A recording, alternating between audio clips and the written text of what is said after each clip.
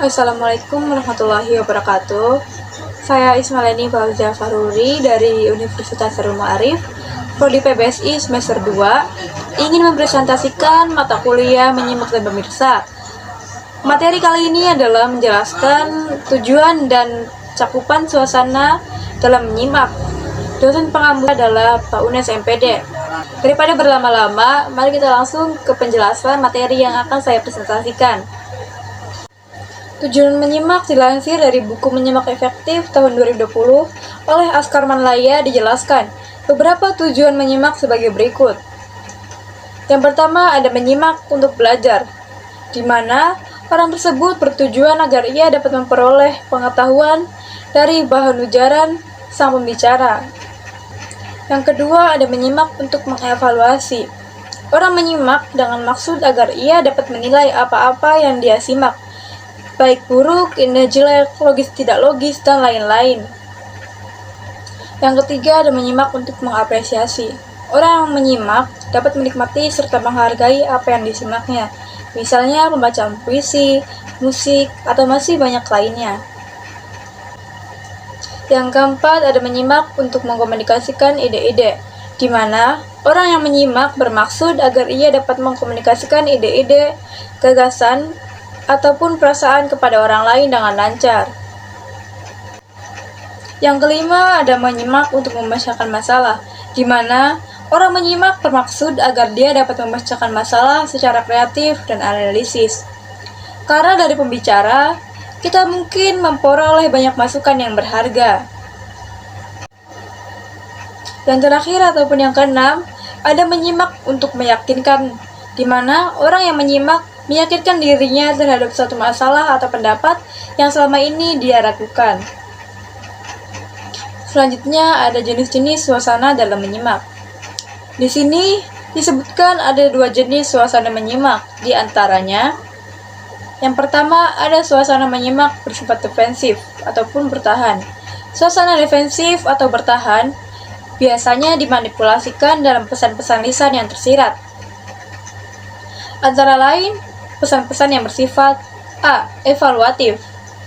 Hal ini biasanya terjadi pada seorang penyimak saksama yang telah mendengar dengan jelas dari ujaran seseorang pembicara, yang secara sadar atau tidak sadar memancing penilaian khusus.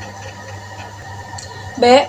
Mengawasi pesan-pesan yang disampaikan oleh pembicara, membuat penyimak bersiap-siap untuk mengontrol benar tidaknya, tepat melesetnya, jujur tidaknya, objektif dan subjektifnya ujaran tersebut. C. Strategis. Pesan-pesan yang disampaikan oleh seseorang dalam ujaran atau pidatonya secara sadar atau tidak sadar membuat para penyimak untuk siap memasang kuda-kuda siasat atau pertahanan yang bersifat strategis. D. Netral.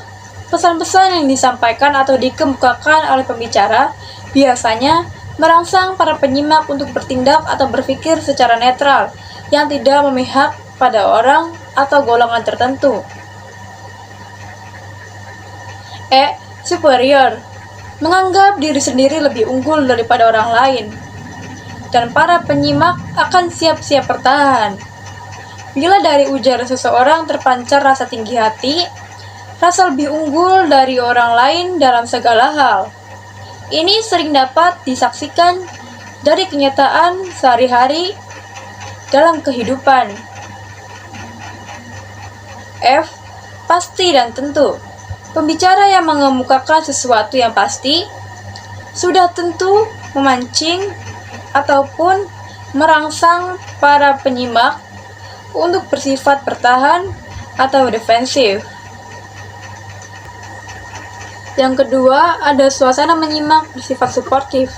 Suasana komunikasi suportif atau suasana komunikasi yang bersifat mendukung atau menunjang timbul dari pesan-pesan yang mengimplikasikan deskripsi atau pemberian, orientasi masalah, spontanitas, empati atau kesamaan, dan profesionalisme pada pihak pembicara.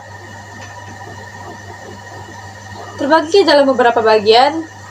A. Deskripsi suasana menyimak dapat berupa komunikasi suportif apabila sang pembicara dalam ujarannya mengimplikasikan pemberian atau deskripsi yang lebih banyak. Dengan cara ini, penyimak akan merasa lebih mudah menyimak ujaran yang pesan-pesannya menciptakan suasana yang bersifat menunjang. B. Orientasi. Suasana menyimak dapat berupa komunikasi suportif apabila sang pembicara dalam ujarannya berorientasi terhadap suatu permasalahan dan meminta pendengar untuk mengungkapkannya. Selanjutnya, C. Spontanitas. Apabila sang pembicara dalam ujarannya bersifat langsung, hal ini akan membuat penyimak mudah menangkap isi pembicaraan. D. Empati. Apabila sang pembicara dalam ujarannya mencerminkan ketegasan terhadap suatu hal. E. Profesionalisme. Apabila sang pembicara dalam ujarannya mencerminkan rasa ketepatan dan kejelasan suatu hal. Berikut adalah beberapa saran praktis untuk meningkatkan keterampilan menyimak. Yang pertama, fokus dan konsentrasi. Hindari gangguan seperti ponsel atau pembisingan, agar bisa menyimak dengan penuh perhatian. Yang kedua, jaga kontak mata. Jika menyimak langsung, kontak mata dengan pembicara membantu memahami pesan lebih baik. Yang ketiga, mencatat poin penting. Menulis ringkasan membantu mengingat informasi utama yang disampaikan. Yang keempat, berlatih mendengarkan secara aktif. Gunakan teknik seperti mengangguk atau mengulangi poin penting untuk menunjukkan pemahaman. Yang kelima, jangan terburu-buru menyela. Biarkan pembicara menyelesaikan ide sebelum memberikan tanggapan. 6.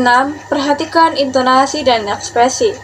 Memahami nada suara dan ekspresi wajah membantu menangkap makna lebih dalam. 7. Tingkatkan kosakata. Semakin banyak kosakata yang dikuasai, semakin mudah memahami berbagai jenis pembicaraan. 8. Latihan dengan berbagai sumber. Dengarkan podcast, berita, atau ceramah untuk membiasakan diri dengan berbagai gaya bicara. 9. Tanyakan jika tidak paham. Jangan ragu meminta klarifikasi jika ada bagian yang kurang jelas. Yang terakhir, atau ke-10, bersabar dan berlatih rutin. Keterampilan menyimak berkembang seiring waktu dengan latihan yang konsisten. Dengan menerapkan saran ini, keterampilan menyimak akan semakin baik dan pemahaman terhadap informasi menjadi lebih efektif. Kesimpulan dari tujuan dan cakupan suasana menyimak adalah bahwa menyimak bertujuan untuk memahami, menginterpretasikan, dan mengevaluasi informasi yang didengar dengan penuh perhatian. Suasana dalam menyimak mencakup faktor-faktor seperti konsentrasi, lingkungan yang mendukung, serta kesiapan mental dan emosional pendengar. Dengan suasana yang kondusif, proses menyimak dapat berlangsung efektif sehingga pendengar dapat menangkap makna dan pesan dengan lebih baik. Baik, saya cukupkan presentasi saya hari ini. Saya Ismailiani Fauzia Faruri. Mohon maaf jika ada kekurangan yang telah saya sampaikan. Wassalamualaikum warahmatullahi wabarakatuh. Terima kasih.